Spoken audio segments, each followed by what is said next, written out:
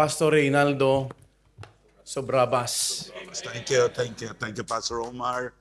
And open your Bible. Kasi tayo na tayo eh. As 2 Corinthians chapter 5, verse 17 to 19. And thank you, Pastor Keister, for your great message, making known the mystery. Amen. What a great message that we heard this evening. And this is my prayer that God will bless this message also, and also the last speaker. So, 2 Corinthians chapter 5, verse 17 to 19. I'm going to read it loud, and please read it silently while I'm, reading this verse. Okay, 2 Corinthians chapter 5, verse 17. Therefore, if any man be in Christ, he is a new creature. All things are passed away. Behold, all things are become new. And all things are of God, who hath reconciled us to himself by Jesus Christ, and hath given to us the ministry of reconciliation. To wit, what God was in Christ reconciling the world unto himself, not imputing their trespasses unto them, and hath committed unto us the world of reconciliation. Now, my message this evening, faithfully committed to the gospel. Now, the other word of steadfast, tinitingnan ko sa sa cellphone ko, equal to word faithful. Amen? Steadfast means faithful. The title of my message, faithfully committed to the gospel. Let's pray. Our Heavenly Father, we thank you, God, for this church. Thank you, Pastor Omar, and all the members of this church of God. Lord, I saw their hearts, the love mission. Thank you, Lord, for all the members of this church. I pray, Lord, that you continue to bless them. Bless them more and more, oh God. Lord, bless this message. You know, God, I am nothing, oh God, without your help. Lord, bless this message. In Jesus' name I pray. Amen. Thank you. Please be seated. Thank you, Pastor Omar, once again. One thing I like, Pastor Omar, is his great faith to God. That our God is powerful. Amen? Yung nag-usap sila ni Pastor Ken, nakinig lang ako eh. And he talked about buying this property. And in my heart, I like this man. Because sometimes I challenge the missionary, why is it you teach your people to, to buy a property in this? No. It's not. Here is different from the Philippines. It is impossible to, buy a property. But this man, he said, no, we will encourage our people to, to buy this property. I like that. Because I know my God is a great God. Not only it's written in the Bible. I tried him many times in my life. Nung may pinsan ako na si Libby, isa siyang matalino na pinsan. Tapos grabe siyang matulog kami, kasabay kami, pero babae siya. Kasi yung mga bata pa kami, parang boy siya eh. Sabi siya na akin, you need to, have a goal in your life. Pero ako wala akong goal kasi hindi pa ako ligtas eh. Suntukan lang sa isip ko. And he said, I want to be a lawyer. Naging lawyer siya, matalino siya. Na-assign siya sa Quezon City. Sa Register of Deeds, marami siyang pera. Mga kaibigan niya, mga senators, grabe. And he went to America and then doon siya nagtrabaho sa saan siya nagtrabaho?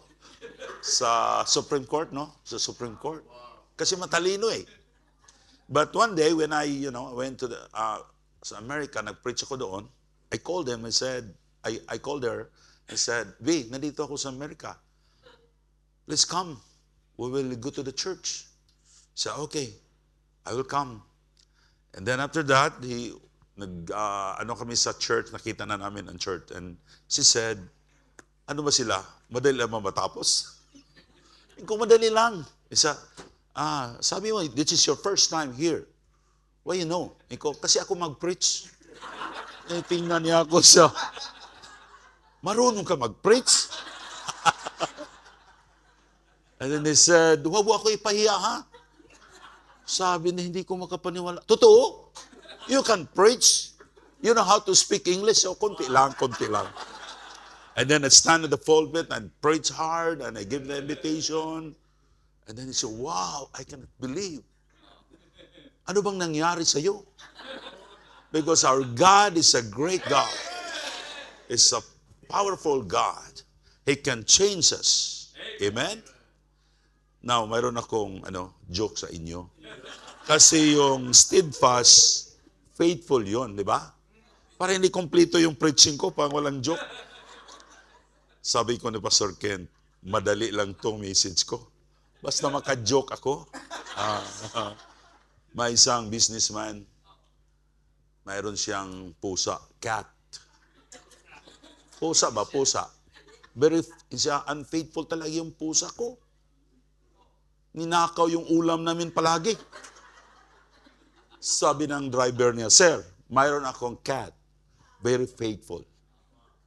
Hindi niya kinakain ang ulam ko. Yung ulam ko dyan sa misa, ilagay ko siya buong gabi. He will not eat that food. Wow, it's very faithful cat. Sabi, pambihira. Ibigay mo sa akin yung pusa mo. Pero nagtanong yung businessman, ano bang ulam mo? Sabi niya, salt, sir, asin. Yun parang dahilan. Hindi kinakain sa pusa kasi asin. Okay, balik tayo dito sa text natin. Paul wrote 2 Corinthians from Macedonia in 55 or 56 AD. Now, the purpose of this book to express gratitude and strengthen the Christian and to warn of false teachers who corrupted the pure doctrines of Christ. Now, Paul wants to challenge us to be faithfully committed to the gospel, to be steadfast. Gusto ng Panginoon, ni Apostle Paul na faithful tayo. Not only that, we are committed to the gospel. Because it is the power of God unto salvation to everyone that believeth. It is impossible for a person to be saved without hearing the clear presentation of the gospel. But how does one become faithfully committed to the gospel? Point number 1. Magdali lang tayo. Faithfully committed to change for the gospel. In 2 Corinthians chapter 5, verse 17, therefore, if any man be in Christ, is a new creature. All things are passed away. Behold, all things are become new. Amen. A truly saved person, he or she is a new creature. Yung totoong ligtas ka. After you accepted Jesus Christ as your Lord and Savior, God changed you from inside to outside. Hindi pwede ligtas ako. Pero lalaki ka, nagtaas ng buhok mo. Grabe yung mga tattoo mo nandito. Diba? From inside to outside. After you accepted Jesus Christ as your Lord and Savior, binago ka ng Diyos.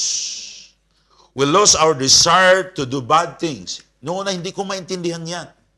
Walang nagsabi sa akin that, when I accepted Lord Jesus Christ, God will change me. Pero, I feel it. I felt it. And, nagpasalamat po ako ng Panginoon. Kung hindi ako niligtas, siguro patay na ako. Hindi ko makapunta dito. Kung may magano sa akin, magbigay ng trabaho, siguro 500 pesos a day. Buenas na sa akin yan. Blessing na sa akin yan. Alam mo, walang alam, magnanakaw, tamad. Salamat ng Panginoon, binago niya ang buhay ko. Now, we are the living Bible. Some people don't believe the Bible. They don't read the Bible. But they do reading the Bible every day through our lives. Binabasa nila ang Bible sa buhay mo. They are going to believe the gospel if they will see a real change in our lives. Maybe before you were dishonest. But now, after you got saved, you're honest. Christian, kailangan po natin yung makita ng mga tao na tayo po ay mga taong nagsabi ng totoo. Amen? And before I got saved, I was troublemaker in my community. I threw stones in my neighbors' houses.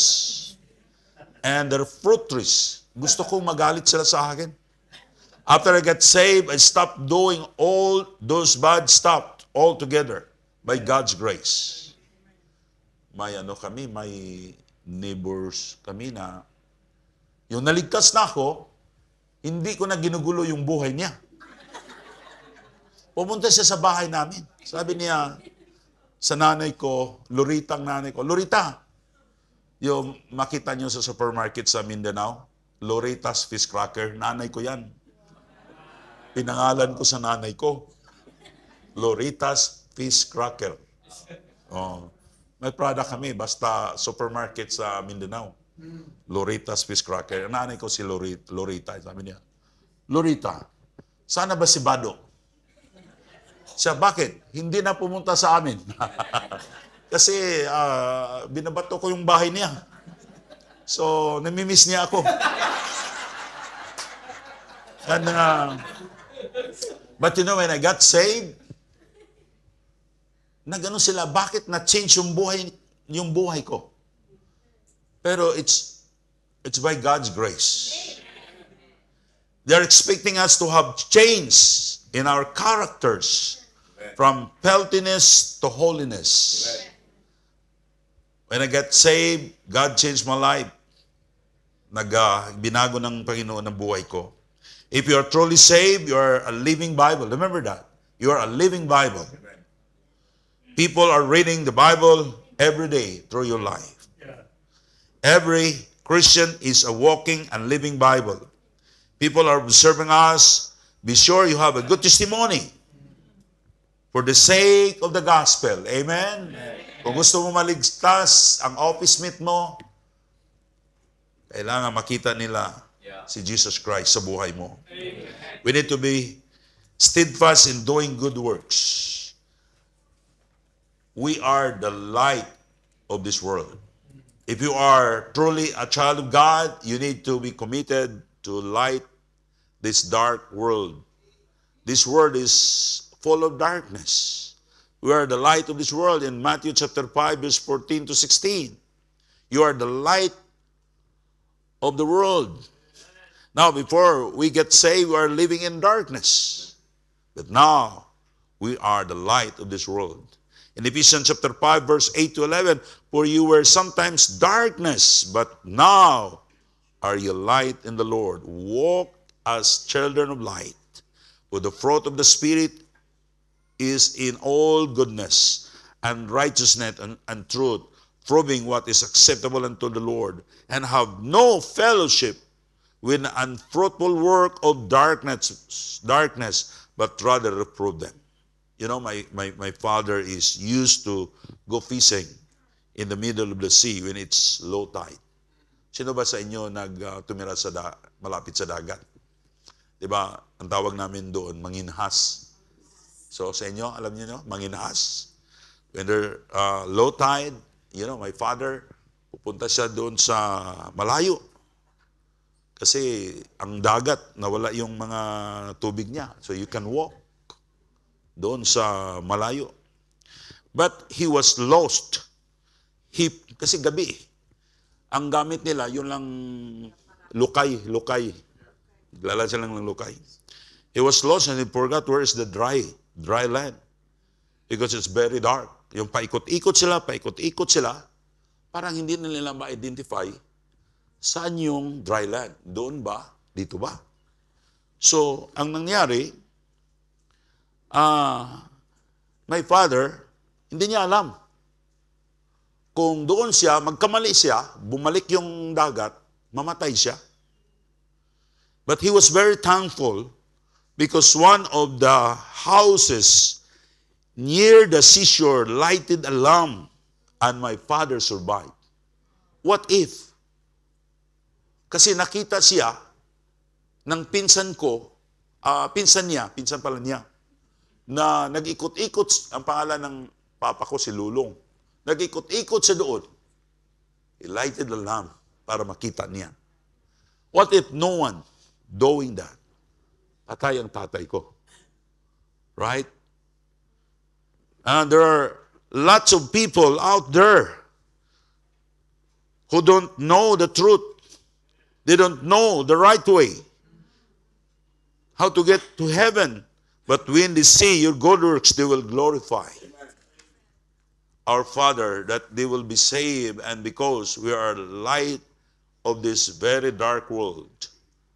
You know, it's easy to share the gospel, but people, they don't believe us kung wala silang makita ng pagbabago sa buhay natin. Lots of people, they are lost. They don't know where they are, where is the right way going to heaven. Yung mga bagong Kristiyano sa church, ang advice ko sa kanila, don't force your loved ones to believe if you share them the gospel. Ipakita mo lang ang buhay mo na nagbago ka. Work hard and be honest. Sabi ko sa asawa ko, we need to work hard and be honest. Sabi ko yun sa mga church members. Una, dapat makabayad kayo sa utang ninyo.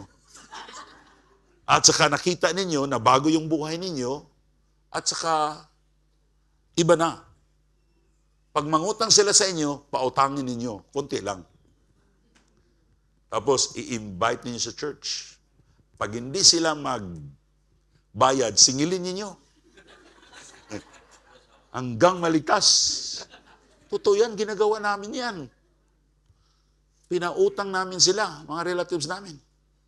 Pag sabi ko, sige, pwede magsimba tayo ngayong Sunday. Sige, kasi takot sila, singilin. Hanggang naligtas sila. Sabi nila, Pastor, nung una yung pinsan ko dyan sa inyo, kawawa yan, walang bahay, walang maayos na trabaho. Pero kaya nakita namin na may trabaho na siya, may bahay na siya. Di ba? Ano yan? Blessing yan na makita nila. Okay? But when they will see our good works, they will see Jesus Christ in our lives. We lighted their way and they will believe the gospel. We are the salt of this world. In Matthew chapter 5, verse 13, you are the salt of the earth. Every born again believers are salt of this world. We are the salt. A salty Christian is a humble Christian. Amen? Dapat makita ng mga tao na pag nandyan tayo, kita nila na humble tayo. Kasi minsan, yung mga Kristiyano, maski mga Kristiyano, hindi natin pa rin sinusunod ng advice ng Panginoon. Because if you humble yourself in the sight of God, He shall lift you up. Diba? Now, the more you go down, the more you go up. Pero baliktad tayo Gusto na tayo ang pinakasikat. So lalo tayong lumulubog. Diba? A salty Christian is a Christian who give good flavors to his working place and to his home.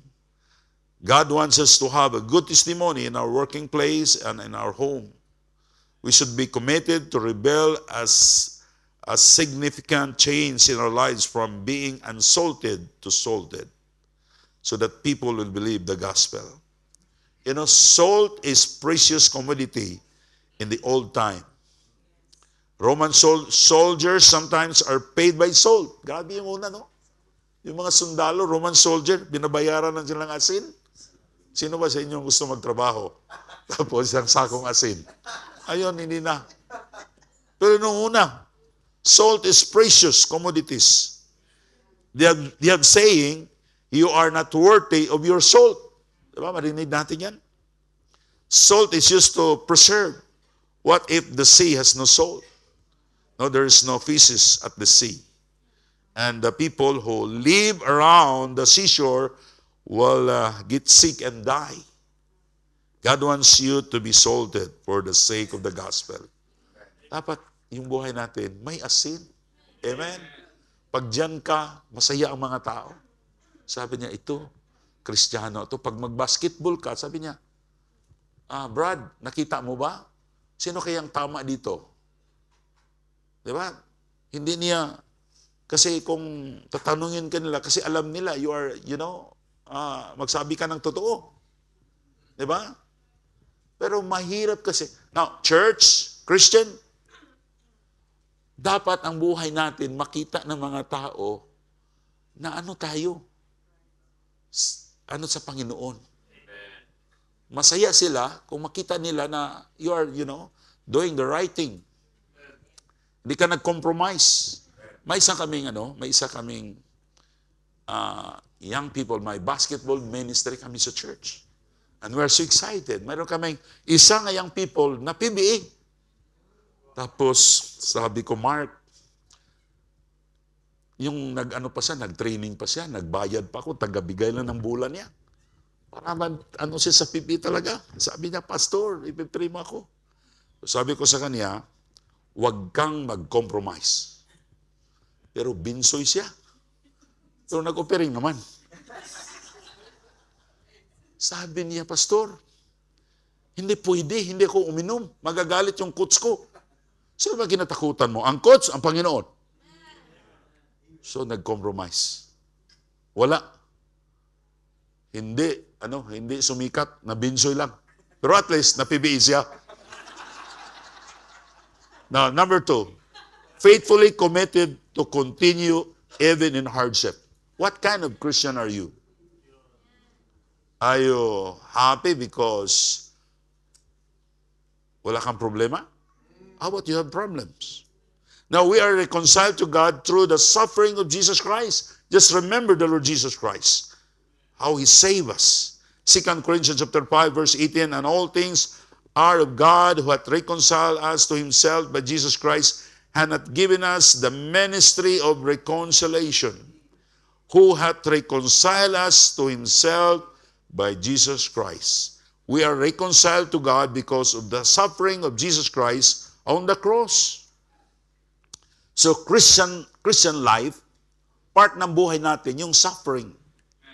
Yung nanay ko, sabi niya, I don't want to go sa hospital kasi maraming mga tusok-tusok.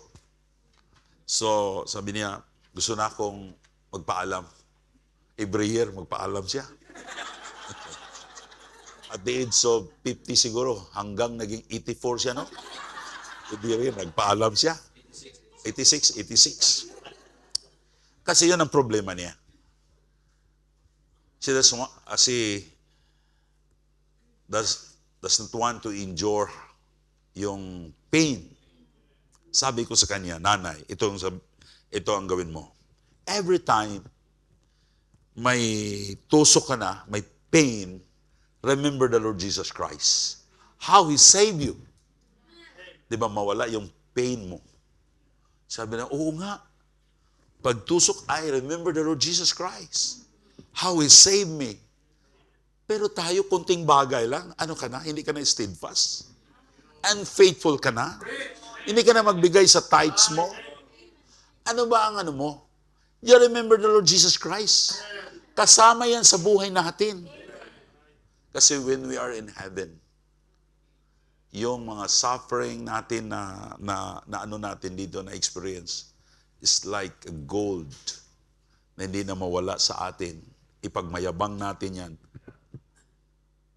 forever and ever in heaven. Nung una, yung bago akong ligtas, yung family ko, inabandon nila ako, nagagalit sa akin, they have persecuted me. Pinalis ako sa trabaho. But by God's grace, I continue serving the Lord. Diba? Kasi wala nang suffering sa heaven. Ito lang yan. It's our greatest opportunity to suffer with Christ. So, sino ba sa inyo maraming trials ngayon? Dapat masaya kayo. Count it all joy. Oh, what a great privilege na mag-suffer tayo sa ating buhay Kristiyano. Pero hindi naman lahat yan. Marami naman blessing. Amen? Now, every believer of Christ must be faithfully committed to serve God because of what Christ had done for us. We must faithfully committed even in hardship because of the gospel. Tingnan nyo, kung mo-endure tayo sa hardship, God is working sa buhay natin. Amen? Kontrolado yan sa Panginoon. Hindi ka mamatay dyan. Nasubukan na namin yan sa asawa ko. Minsan, takot lang tayo. Sabi ko, Lord, kung i-allow mo na ako ay mamatay na ganito, okay lang sa akin. Pero Lord, I will tell you this, anong sabihin ng mga tao na hindi mo ako tinulungan? So, ang Panginoon naman ako gusto akong mamatay ako na may testimony yung ko. Diba? Sabi ko, Lord, pangit namang mamatay ako, ganito ang ko, sakit. Yung hindi maayos ang buhay ko. Diba? So kung mayroon kang mga suffering, enjoy mo lang yan. Remember the Lord Jesus Christ, how He saved you. Now, we are soldiers of Christ. A Christian life is a battle. We are fighting our enemy, the devil. Yung mga bagong nagsuko, expect ninyo yung battle, yung fight. Pero God, He promises to have a victory. Basta, hindi tayo susuko.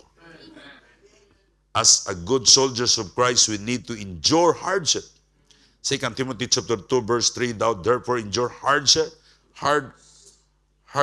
as a good soldier of Jesus Christ. If you are facing hardship today, you are facing trials, don't give up. In serving God, it is our challenge of our faith. To have trials is God's way of blessing us, right? Before God is blessing you, you might receive trials first. May isang pastor doon sa amin, matanda na, mga 70 na, 70. And his wife told him, sabi niya, Dad, mag-pray tayo ngayong gabi. We want more blessing. Kasi maraming needs sa church. And the couple, they went to the church building. And the old man, the pastor with his old wife, they knelt down. Dito sila, nag-pray silang dalawa. And the pastor, he started praying and said, Lord, bigyan mo kami ng maraming problema. Lord, bigyan mo kami ng maraming trials. Ginising yung wife niya. Ano ka ba? Blessing ang hinahanap natin. Bakit problema isa? Darling, hindi mo naintindihan ng Bible. You ask blessing. Before God is going to bless us, He tried us. Amen? Sino sa inyo gustong i-bless ng Panginoon? Expect trials. Amen? You need to fight. Endure hardship. Amen. Now, to have trials, it is God's way of blessing us. Before God is blessing you, you might receive trials first. Salamat ako ni Pastor Kent. Yun si Pastor Kent, mas matanda ako sa kanya. Pero mas bata ako sa buhay Kristiyano. Una siya sa ministry. Nung una, grabe yung pinagdaanan namin ng mga trials. Siya po nag-alalay sa akin. Ganito lang yan. Ganito lang yan. So, I consider him one of my mentor in the ministry. Salamat tayo sa mga Kristiyano na binigay ng Panginoon sa buhay natin. They're our treasure. Kung wala sila, ginamit sila sa Panginoon to encourage us. I cannot imagine, wala itong mga pastor na ito na nag-encourage sa akin yung bago pa ako sa ministry. Hindi ko malaman anong gagawin ko. Saan ako papunta? But thank God for this man of God, used by God, to challenge us to continue even in hardship. Now, trials or hardship can make a Christian strong. A Christian who are not tested by hardship is a weak Christian. Kasi kung wala kang trials, weak ka talaga. Hindi mo masabi, Pastor, I'm a strong Christian. Pero wala kang pinagdaanan. Hindi pwede yan. Ha? So, a Christian na dumaan siya ng maraming pagsusubok, yun ang mabuting Kristiyano. Amen?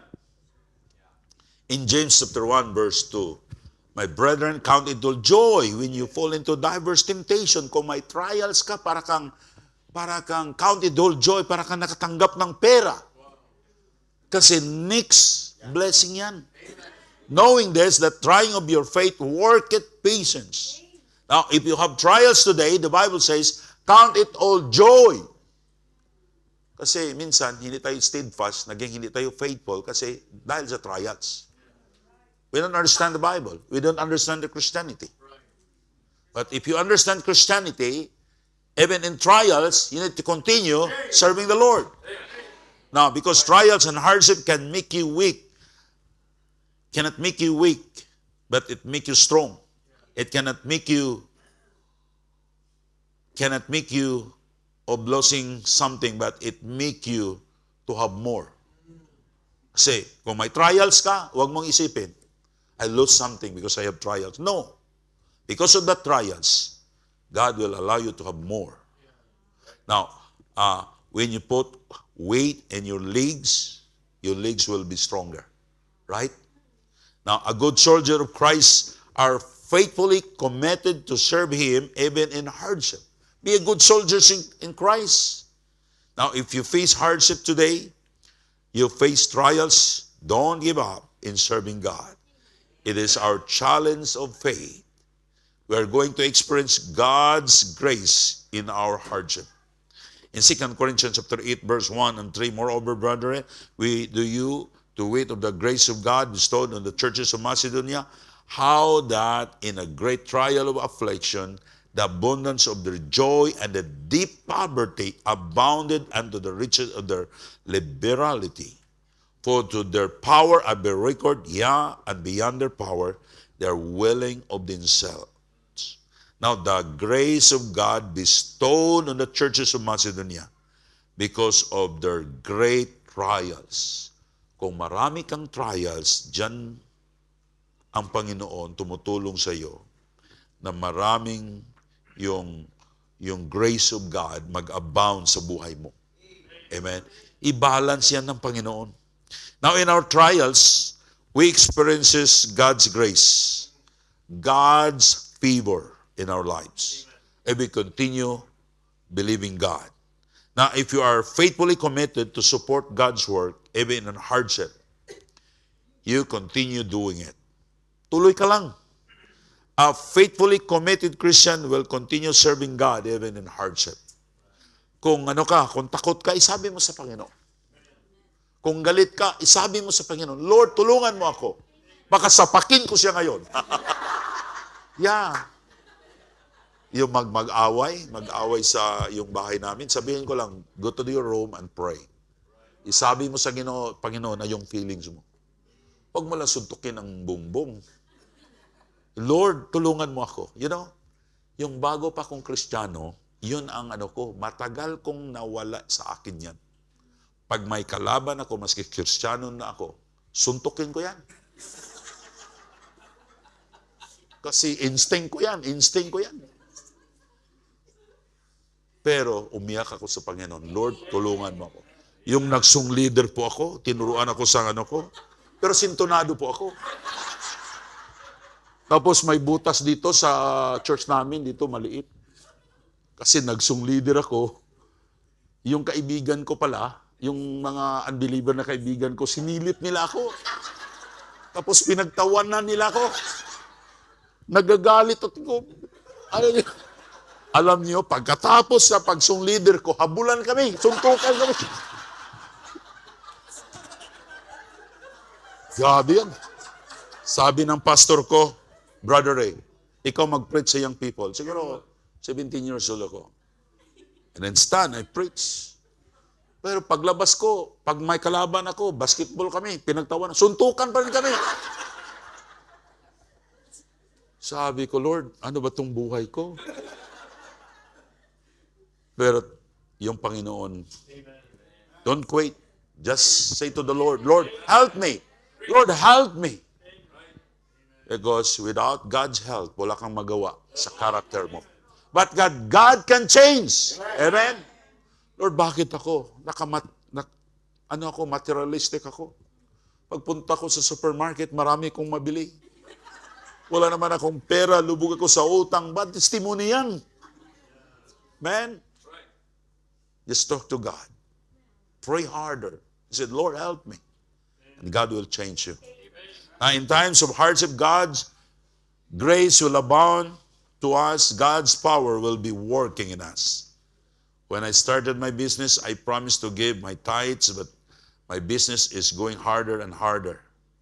I have no profit because business was losing. Ang ginawa ko, I said, Lord, I will not quit. Lord, this business, para to sa iyo. Lord, if I have money, pautangin kita. Yan sinabi ko sa iyo. Nakita ko. Because it's the grace of God is amazing. God's power is working in you. Don't quit giving. Don't quit serving the Lord. Now, increase it again.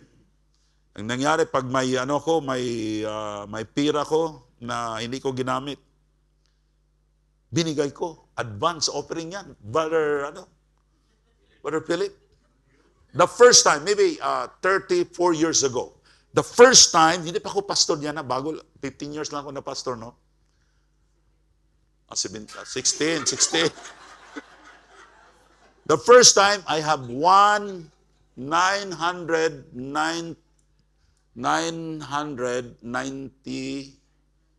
parang 980,000 ang pera ko. Kulang ng 20,000 mag 1 million. Pero nagbigay ako ng tithes, nagbigay ako ng faith promise, love offering. Gusto ko magbigay ng Panginoon ng 1 million. Siguro 35 years ago, no? Nanghiram pa ako ng 20,000. Tapos nag-sign ako ng cheque, 1 million. Thank you, Lord, papautangin kita. Advance tithes ito, ha? Share ko lang sa inyo na talaga ang Panginoon totoo. Ito, Lord, papautangin kita. Grabing saya ko, yung nilagay ko na yung offering, 1 million. Wow! Nakita ko ang kamay ng Panginoon. Kaya huwag kayong matakot magbigay sa offering. Amen? Now, you cannot outgive God. Nandiyan ang asawa ko, hindi ko nagsinungaling. Testimony lang to, ha? There's a time na mahirap yung mahirap yung business namin. Hindi ko maintindihan. Sabi ko, Jim, what if we will keep a commitment to the Lord, we give 50,000 a week. But yung house, totoo yan, ha? Hindi ako i-share ko na, I'm saying all of humility in my heart. But I want to be a blessing. Na makita niyo may kapangyarihan ang Panginoon. If you use what you have, God is going to bless you more. Sabi ko, Jim, how about we will give 50,000 a week? Pero, advance ito, advance. If we have money, let's give to God and we record advance tithes, advance faith promise offering. Pero 500 pesos lang ang rental ng bahay ko. Wala akong sasakyan. Pumunta ako sa market, maglakad lang ako. Bitbit ko isda dito, gulay dito. I want to save 10 pesos. Gusto ko lang masave. Pero sabi ko, subukan natin ang Panginoon. Ang hirap, pero hindi kami na bankrupt. Hanggang kaya na namin. How about, dinagdagan namin palagi. Kasi pag inventory namin, oh Lord, may utang ka na sa amin, 2 million. ito na lang ang utang ko, ang ano ko, ibigay ko sa iyo. Because ang Panginoon, totoo siya, may kapangyarihan siya. You don't experience God's blessing, God's favor unless you will trust Him. Now, don't stop serving God when you are afflicted. Don't stop giving, even in your poverty. Di ka papatayin ng Panginoon. 2 Timothy chapter 1, verse 8, Be now therefore ashamed of the testimony of the Lord, nor of me his prisoner, but be thou partaker of the affliction of the gospel according to the power of God. Be thou partaker of the affliction of the gospel. Now Apostle Paul commanded young Timothy not to be ashamed of the testimony of the Lord. It means as believer of the Lord Jesus Christ, huwag kang mahiya, huwag kang matakot. Maybe your friends mock you for being a Christian. Be thankful to God for being partaker of the affliction of Jesus Christ. Now the people were separated from God because of sin. But by the preaching of the gospel, the people is reconciled to God by believing on the Lord Jesus Christ. We are commanded to preach the gospel in Mark 16:15. Now, and he said unto them, Go ye into all the world and preach the gospel to every creature. God commanded us to preach the gospel to every creature, to all your loved ones, to all your neighbors, to all your friends, and to all people. And by giving and supporting our missionaries, we are obeying God's command. Every Christian must be committed in sharing the gospel and giving for mission because it's God's command.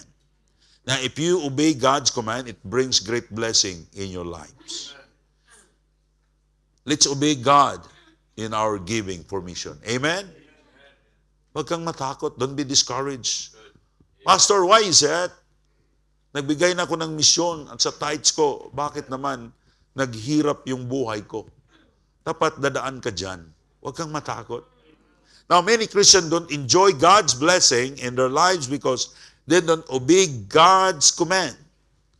Binasa kanina in Luke 6:30, Give and it shall be given unto you. Amen? Thousands of Christians testify how God blessed them materially because they gave a lot for mission. Marami pa akong mga church members na nagbago ang buhay nila dahil sa mission. Amen? Noong una, hindi nila kayang bumili ng ganito. Pero ngayon, kung bumili ng sakyan, hindi na mangungutang, cash na. Because, totoo talaga ang Bible. I don't know sa inyo kung naniwala ba kayo. No? Pero dapat subukan ninyo. Amen? Even myself, I experienced God's blessing in giving for mission. We are debtors because of the gospel. Now, Romans 1:14-16, I am debtors both to the Greeks and to the barbarians, both to the wise and to the unwise. So as much as in me is, I am ready to preach the gospel to you at Rome also. For I am not ashamed of the gospel of Christ, for it is the power of God unto salvation to everyone that believeth, to the Jew first, and also to the Greek. Paul said, I am debtor. He was debtor because of the gospel. Paul said, I am not ashamed of the gospel of Christ, for it is the power of God unto salvation. People cannot be saved without hearing of the gospel. Just remember that. We cannot pay our debt to them if we are not share them the gospel. Sa Cebuano pa, may utangan tayo sa mga tao. May utang tayo sa mga tao. May utang ka sa kapitbahay mo. Pastor, hindi ako nangungutang. May utang ka dahil sa gospel. You must tell them about the Lord Jesus Christ. Utangan tayo. May utang tayo sa mga relatives natin. At lahat ng mga tao.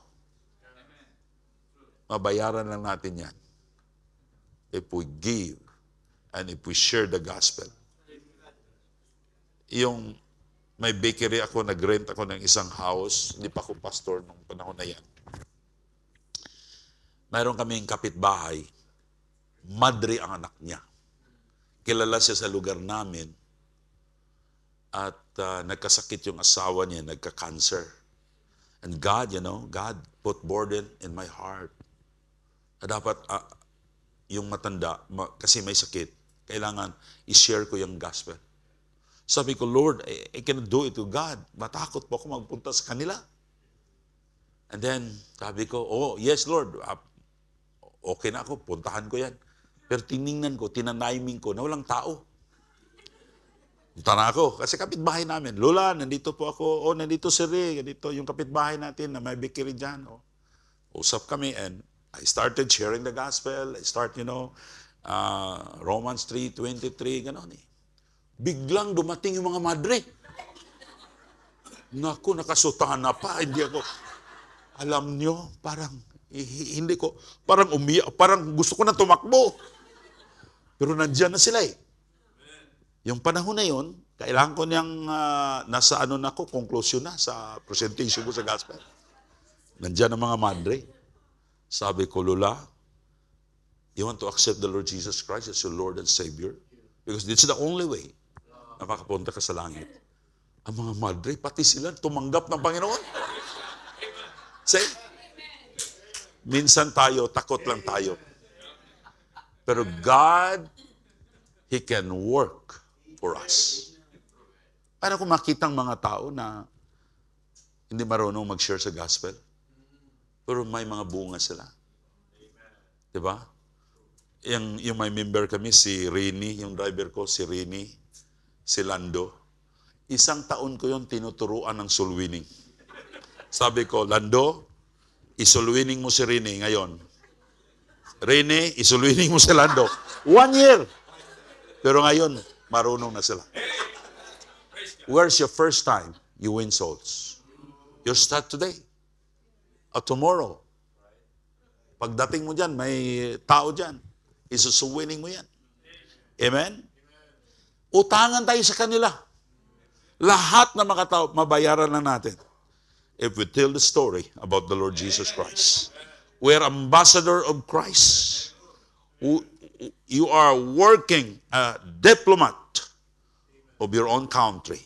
2 Corinthians chapter 5, verse 20, now then we are ambassador for Christ, as though God did beseech you by us, we pray you in Christ. Instead, be reconciled to God. We are not in this world.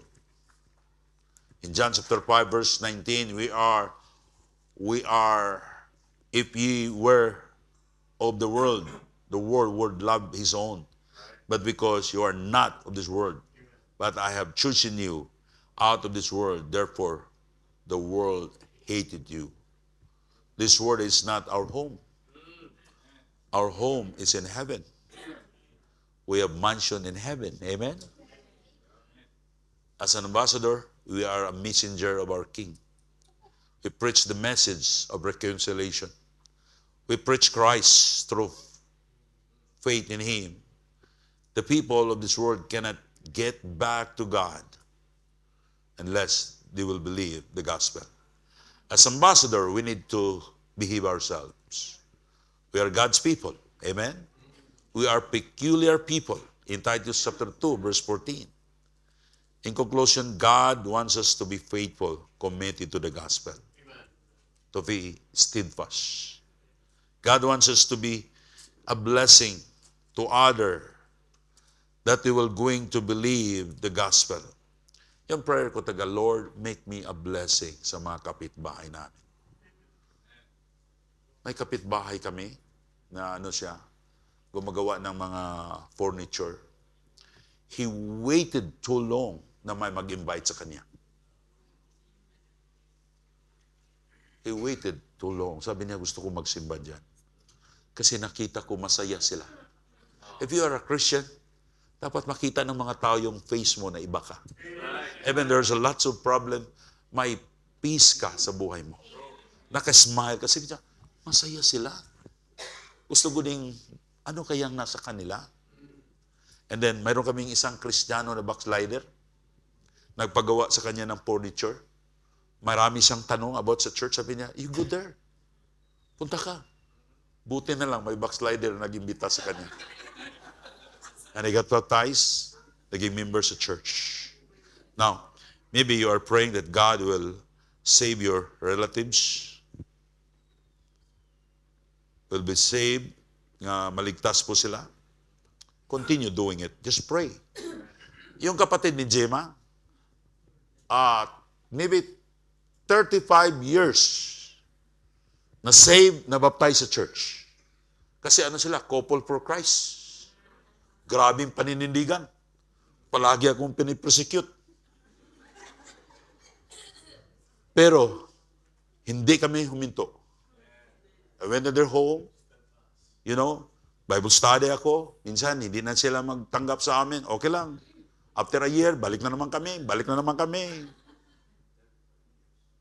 Kasi ang Panginoon is working. Huwag mong ipagpilit. Time will come, yung mga relatives mo maligtas. Basta magpatuloy ka lang. Basta hindi ka mag-backslide. Maybe you are praying that God will bless you materially. Lord, I want to help. I want to support. I want to give more permission. Work hard and be honest. And continue praying it. Hindi yan madali. Ang pinaka matagal ibigay ng Panginoon is money. Maraming mga Kristiyano. Kasi, ganito, Pastor Las. Pastor, can you come? Ganito. Kasi, my family, hindi kami mga negosyante. Yung mama ko magtitinda. Nawala yung kapital niya. Nakita yung ginansya. Ganun lang. Pero ganito yan. Marami akong mga Christian nakita. Wala silang pera kasi delikado yung pera. Kung may pera ka, karamihan sa mga Kristiyano, pag may pera, mag-backslide, right? Kung walang pera naman, maraming problema, magbalik sa Panginoon. Pag marami naman pera, wala naman. But the more you have money, the more you need to come closer to God. And God, the more He will bless you more and more. Nasa Bible yan. He will bless you more and more and your children. Amen? So, ganito yan. Kung ang pera mo ngayon ay nasa 3,000 euro ang sahod mo, pinagpala ka ng Panginoon, naging 5,000. Yakapin mo na ang Panginoon. Ha? Hindi. Yakapin ko kasi marami akong sakit. Wala na akong sakit. May pira na ako. Lumayo ka na. Late ka na magsimba, hindi ka na magsimba, every other Sunday na. Tapos, nawala na naman blessing. Hawak ka na naman sa Panginoon. Para kang nagsumaya ng tsatsa. Di ba? So, wala tayong pera. Kinuha ng Panginoon. Pero, if God will give you 5,000 euro, hinawakan mo na. Naging 10,000 euro. Ginano mo na ang Panginoon. Kasi 10,000 na. Naging 100,000 euro a month. Alakin, hawakan mo na ang Panginoon. Because God can command the blessing to overtake us. Huwag niyong tingnan ang pera. Tingnan niyo sinong nag-control sa pera. So, yung mission, blessing yun para sa akin. Dahil sa mission, pinagpala kami sa Panginoon. Yung mga pastor, pumunta sa church, sabi niya, kasi mayaman si pastor malaki silang, ganito ang nila. Hindi, nagkamali sila. Yung mga tao namin, they give much for mission. May mga tao kami, they can give, minsan almost 2 million pesos a year. They're simply na mga tao. But that's so how God bless them. So you can ask the Lord, during the invitation and the third speaker, Lord, bless me. Lord, give me grace to be humble. Let's pray. Our Heavenly Father, thank you so much, Lord, and bless the third speaker.